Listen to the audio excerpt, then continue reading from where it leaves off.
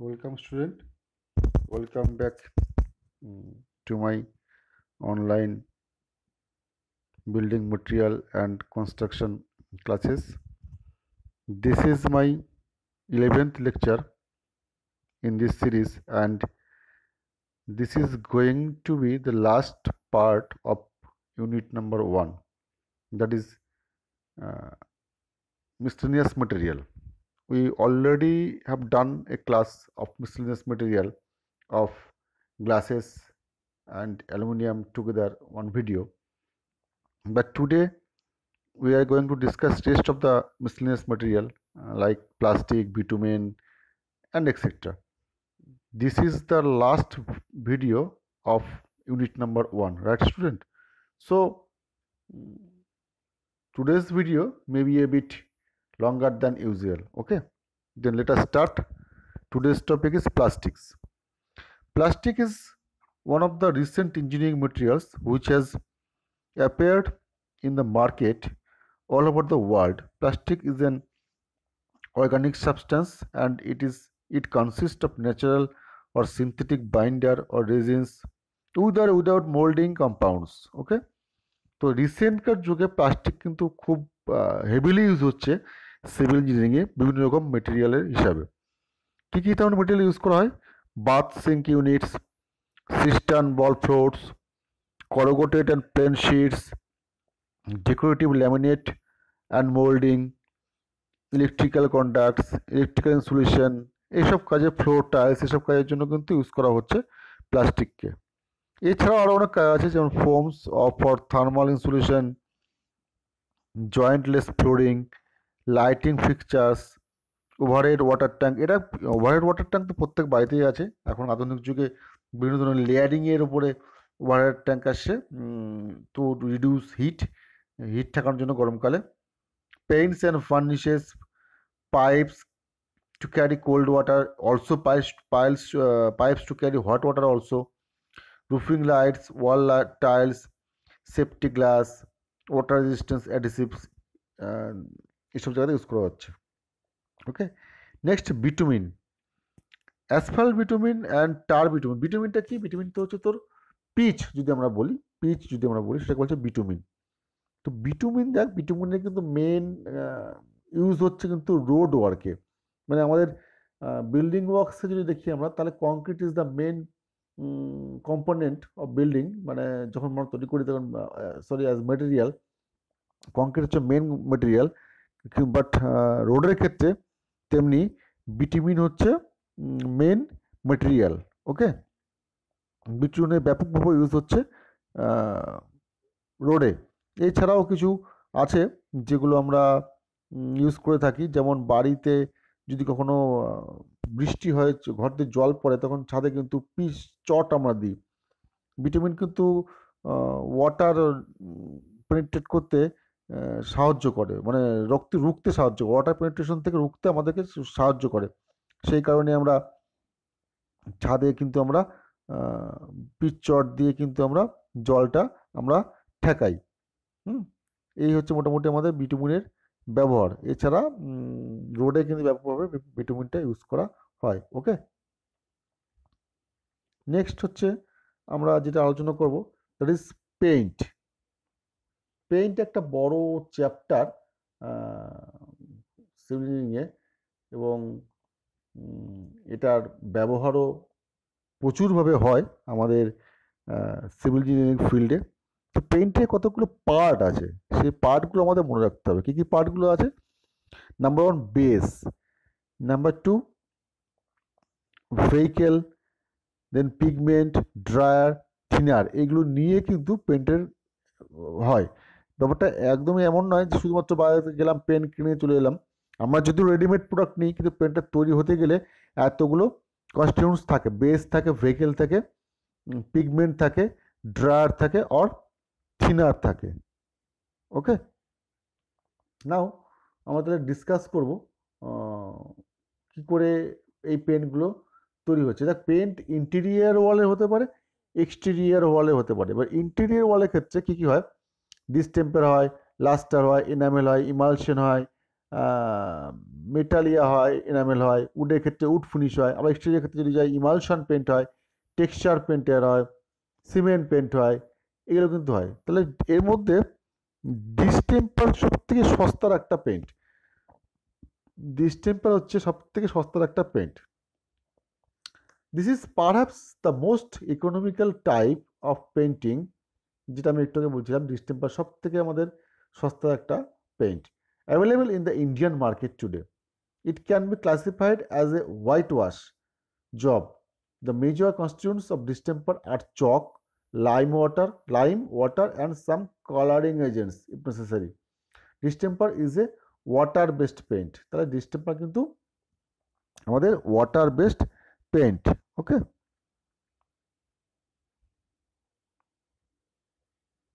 Now, properties of an ideal paint. It should be possible to apply easily and freshly. It should dry in reasonable time. It should form hard and durable surface. It should not be harmful to the health of workers. It should not be easily affected by atmosphere. It should possess attractive and pleasing appearance. It should form a thin film of uniform nature. That is, it should not crack. It should be possess good spreading power. It should be cheap. Now, types of paint যেটাকে পড়ছিলাম, oil paint, enamel paint, emulsion paint, oil paint, enamel paint, emulsion paint, cement paint, bituminous paint, synthetic rubber paint, এই হচ্ছে paint এর ভাগ আছে। এছাড়াও aluminium paint আছে, অ্যান্টিকরসিভ paint আছে। অ্যাপ্লিকেশন অফ পেন্ট অ্যাপ্লিকেশন করবো কি করে? প্রথমে দেখ আমাদের সারফেসটাকে প্রিপেয়ার করতে হবে। ওকে, সারফেস প্রিপেয়ার করবো কি করে? যদি নতুন সারফেস হয় সেটাকে স্যান্ডিং করব, মানে স্যান্ড পেপার দিয়ে ঘষবো। ঘষার পরে বা পুরনো যদি সারফেস হয় সেটাকে যদি কোনো মস ব্লিস্টার এগুলো থাকে সেগুলোকে সুন্দর করে ঘষে তুলতে হবে। তোলার পরে কিন্তু আমাদের ওখানে প্রাইমার দিতে হবে। প্রাইমার দেওয়ার পরে আমাদের কালার চাপাতে হবে। This is a procedure. কী করে আমরা করব? এরপর আর একটা আমরা ধরন বলি পেন্টের, দ্যাট ইজ ইমালশন পেন্টস। এই ইমালশন পেন্ট কি কি? এটা একটা liquid having fine suspended particles. It is commonly known as plastic paint. আমরা একটু বলি যে বাড়িতে যেহেতু দামি পেন্ট লাগাই বলে আমি প্লাস্টিক পেন্ট লাগিয়েছি, তার মানে it is more costlier than distemper. This is water based and it is provide rich and matte finish to interior walls. এটা কিন্তু differentiating factor of emulsion paints it is acrylic quality, মানে acrylic কোয়ালিটির হয় কিন্তু এই পেনগুলো। It is composition imparts excellent durability to the painted surface and gives the walls just like a painted look, এবং এটা কিন্তু ওয়াশেবল হয় এবং যদি কোনো দাগ ফাগ পড়ে সেগুলো কিন্তু জল দিয়ে বা ন্যাকড়াতে ঘষে তুলে দেওয়া যায়। এছাড়া সাবান জল দিয়েও কিন্তু পরিষ্কার করা যায় এগুলো। Okay, the paint film is also fungus and mildew resistant. Covering capacity হচ্ছে এগুলোর, এক্সটেরিয়র ওয়াল যদি হয় তাহলে হচ্ছে 5 থেকে 6 মিটার স্কোয়ার পার লিটার, আর ইন্টেরিয়র ক্ষেত্রে যদি হয় তার সেক্ষেত্রে বেশি হবে। সেক্ষেত্রে কিন্তু এটা প্রায় 17 থেকে 18 মিটার স্কোয়ার হয়। নেক্সট আমরা ডিসকাস করব হচ্ছে enameled paint. Okay, enamel paint is paint that air dries to a hard, usually glossy finish used for coating of surface that are outdoors or otherwise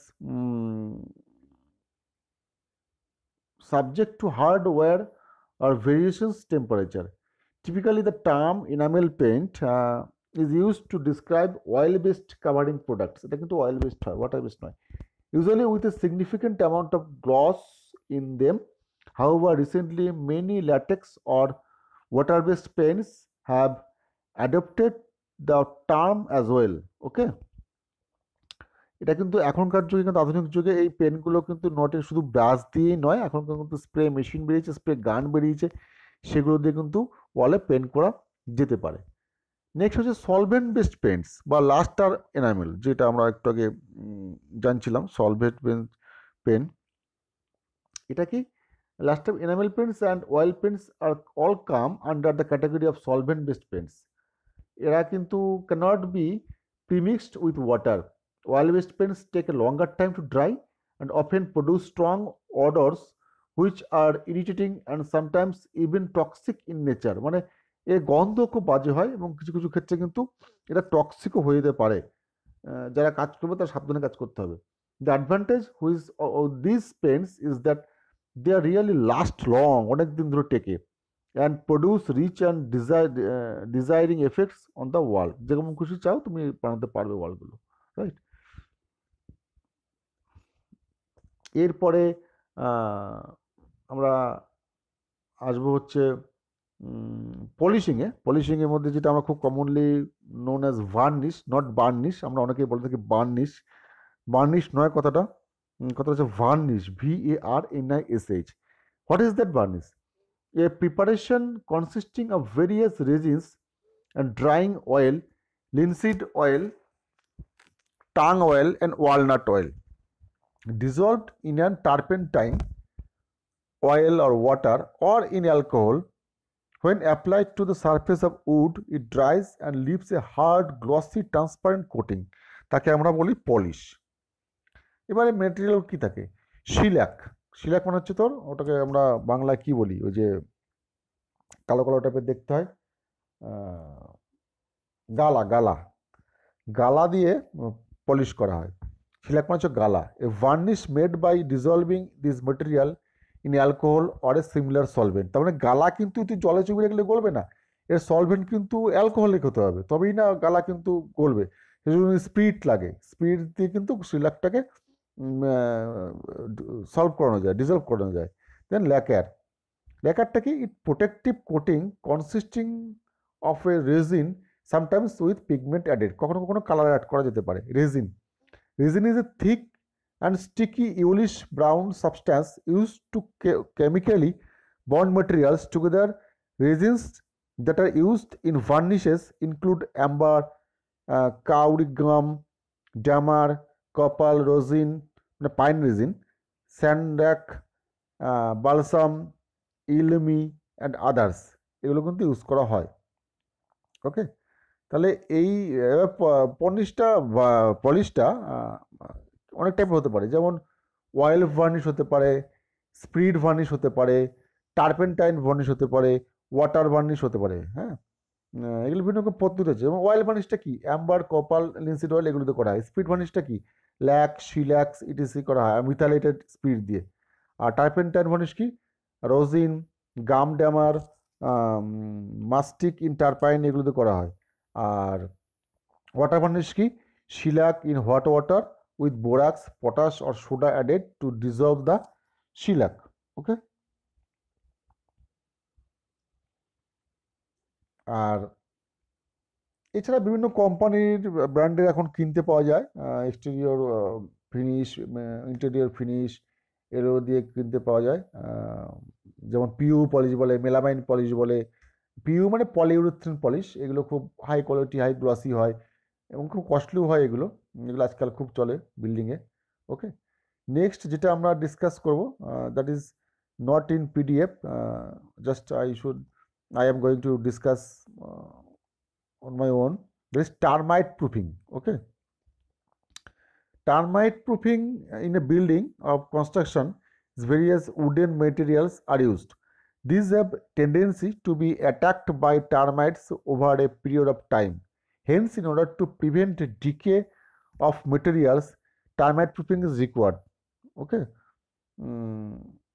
termite proofing এর type আছে, different types of termite proofing are there and methods to controlling them. তার মধ্যে একটা হচ্ছে subterranean termites. এটা কি? They requires contact with soil, they are mainly responsible for damaging buildings, they build nest in a foam or colony and their growth is very fast. Okay, next, methods of controlling subterranean termites. কি কি? Termicides, they are applied on wood, directly. They are applied on foundations of homes.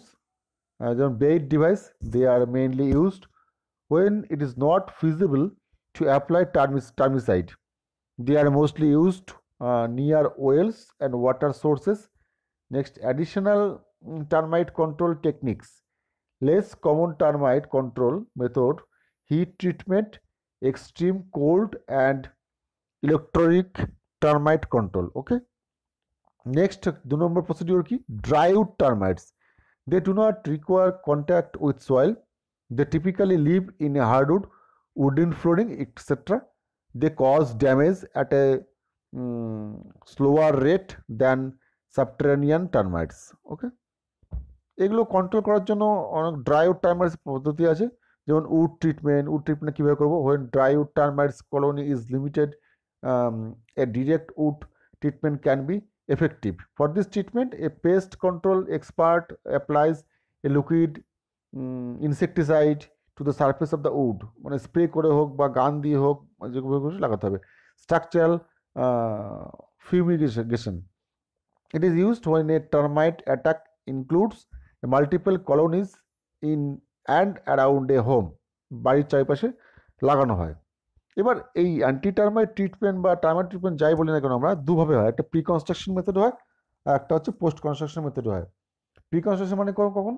It is done in the initial stage of construction of building and it is divided into 3 operations as follows. কি কি? Soil preparation, soil treatment and structural barrier, এইভাবে করা হয়। আর post construction কি? Post construction হচ্ছে for this operation a pressure pump will be required for proper penetration of chemicals into the surface to be treated. This is divided into following operations. সেগুলো কি কি? Treatment of foundation, treatment of soil under floors, and a treatment of masons at plinth level. এভাবে কিন্তু করা হয়ে থাকে। তো এই গেল হচ্ছে আমাদের টার্মাইট প্রুফিং। এরপরে আমাদের আর একটা মেটেরিয়াল যেটা রয়েছে, দ্যাট ইজ আমাদের ওয়াটারপ্রুফিং মেটেরিয়াল কী করতে পারে? সিমেন্ট হতে পারে, স্যান্ড হতে পারে, কোনো মেটাল হতে পারে, ব্রিক ব্যাট হতে পারে, ওয়াটারপ্রুফিং কেমিক্যাল হতে পারে, পাউডার হতে পারে। ওকে, তাহলে এবার থেকে সিমেন্টটাকে ordinary Portland cement is used for all waterproofing works. ঠিক আছে। আমরা যে কোনো জায়গায় যদি ছাদ দিয়ে জল পড়ে, আমরা সিমেন্ট দিয়ে সঙ্গে একটু জল মিশিয়ে স্লাডিং তৈরি করে আমরা কিন্তু ওখানে কিন্তু একটা প্রলেপ দিয়ে দিই, সেখানে কিন্তু জল থেকে যায়। Next, sand. Clean river sand should be used for waterproofing work. If muddy, the sand should be washed before use. যদি স্যান্ডের মধ্যে কাদা থাকে তাহলে ওয়াশ করে ইউজ করা হবে। Metal, hard angular metal of size varying from 12 mm to 20 mm is used for waterproofing works. Brick bats should be well burnt pieces of bricks having proper thicknesses. Underburnt or overburnt bricks bats should not be used for waterproofing works. Next, waterproofing chemical or powder. A number of chemicals and waterproofing compounds in powder form are available in the market. তার মধ্যে সব থেকে পরিচিত নাম হচ্ছে seeker. Seeker is a very good brand of waterproofing. Some chemicals include a bitumen based compound also, and as well as epoxy resins also.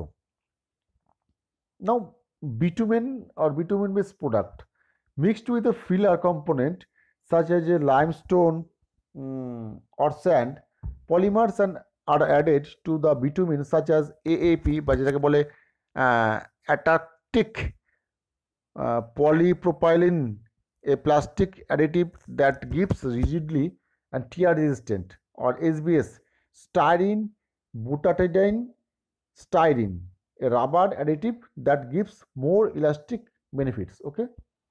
Next, base product, polyester হতে পারে, fibre glass হতে পারে, র্যাক ফাইবার হতে পারে, এগুলো হতে পারে। Okay. Next, techniques of waterproofing. কী করে টেকনিকগুলো ইউজ করি?